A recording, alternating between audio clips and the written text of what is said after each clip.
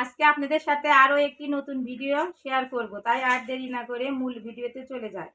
এখন আপনাদের দেখাবো কিভাবে সর্ষে ইলিশ রান্না করতে হয়। সর্ষে ইলিশ রান্না করার জন্য আমি প্রথমে 2টা ইলিশ নিয়েছি। ইলিশ 2টা আমি কেটে ধুয়ে নেব। আমি ছোট বাটির 1 বাটি সরিষা ধুয়ে নিয়েছি। আমি সরিষাগুলো পাটায় বেটে নেব। আমার বাটা হয়ে গেছে, দেখেন অনেক ফিনিশ হয়েছে। ফিনিশ করে বেটে নিতে হবে। মাছ কাটা হয়ে গেছে। 1 কাপ পেঁয়াজ দেব। 6-7টা কাঁচামরিচ দেব। সরিষার তেল দেব পরিমাণ মতো। পেঁয়াজ কুচিগুলো বাদামি করে ভেজে নেব। পেঁয়াজ কুচিগুলো বাদামি কালার হয়ে গেছে। এখন আমি পানি দিয়ে দেব।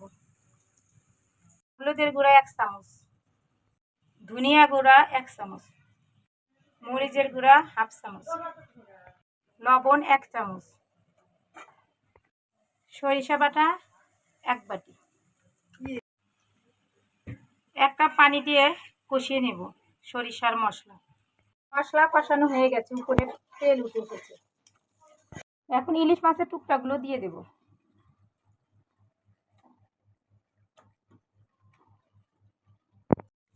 এখন নেড়ে চেড়ে দেবো ইলিশ মাছের টুকরাগুলো। 1 কাপ পানি দিয়ে কষিয়ে নেব।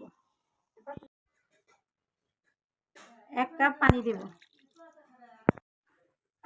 ঢেকে দিয়ে জাল দিয়ে নেব। পানি নামানোর আগে 4-5টা কাঁচামরিচ দেব।